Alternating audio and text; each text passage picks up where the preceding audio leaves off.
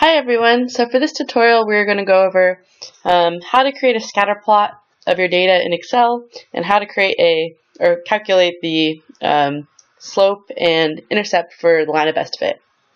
So for this tutorial we're going to use a very simple example using the numbers that we had in lecture. So we have 3 data points for X of 1, 2, and 3, and 3 data points for Y of 2, 1, and 1.5. So to create a scatter plot, I'm going to highlight the data that I want to create the scatter plot of. I'm going to click on the Insert tab, and over here in the middle you have a bunch of icons for charts. And so I'm going to select the one that says scatter plot, and I'm going to select the scatter plot that does not have connecting lines. So just scatter. And so when I do that, Excel gives me a simple scatter plot chart. If for some reason your data got switched on the axes, so right now I have the X data of 1, 2, and 3 on the X-axis and the Y data on the Y-axis, but if for some reason you didn't get that, you can go on click on this Switch Row and Column tab. You can also rename the chart title and things like that. One thing you need to do for your homework is scale the X and Y axes. So for example, if I want to scale this X-axis to go from 1 to 3 instead of 0 to 3.5, I will click on the X-axis, and then I'm going to right-click and go down to Format Axis. And so when I select Format Axis, what pops up is this little window here.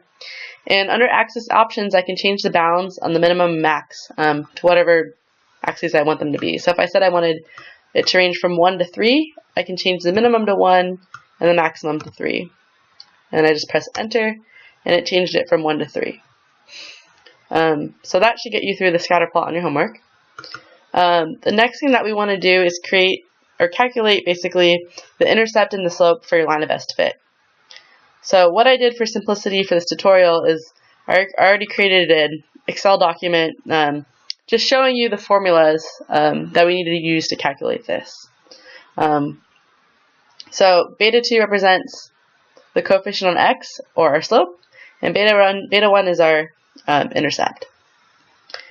In order to calculate the line of best fit, we need to know things. We need to calculate basically the average value of X, the average value of Y, the difference between X and the average and Y and the average, these two differences multiplied together, and X minus X bar squared. So it's kind of a lot of things that we need to calculate to get this, but let's get started.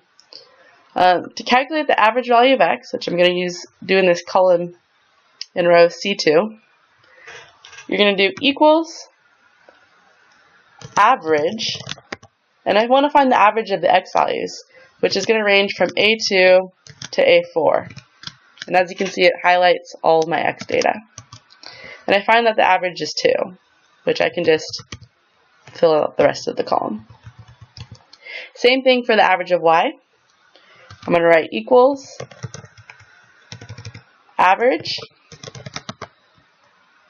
of B2 to B4, which is where all my Y data is. And I find that the average value of Y is 1.5, which I'm going to just put down the rest of the column. Next, I need to find the difference between the value of X and this average. So this is, I'm going to put an equal sign. I'm going to take this value of 1, which is in cell A2, and I'm going to subtract the average of X, which is 2. So equals A2 minus C2. And you should get -1. If I click on this cell and kind of click on the lower right hand corner, I can select it and drag it down, and it should fill out the rest of the formula.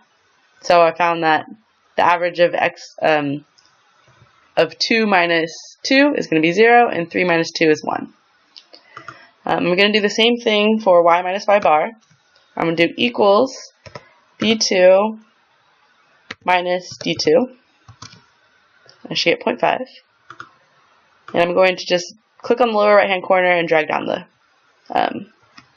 so it fills out the formula column. The next thing I need to do is to create, basically, I need to multiply the x minus x bar times y minus y bar. So this is just the multiplying the columns of E and F. So here I'm going to write equals E2 times F2. And again, I'm going to click on the lower right hand corner and just drag down this formula. The last component that I need to calculate B2 is I need to take this x minus x bar and square it.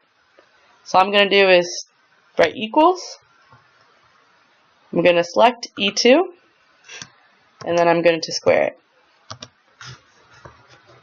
And again, I'm going to drag down this little box. So B2 is equal to the summation of xi minus x bar times yi minus y bar.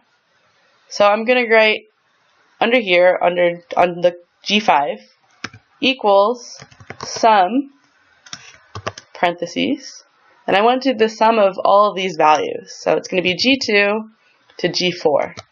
So G2 colon G4. And you close the parentheses, and I should find that the sum is 0.5, negative 0.5. The summation of xi minus x bar squared, I'm going to write equals sum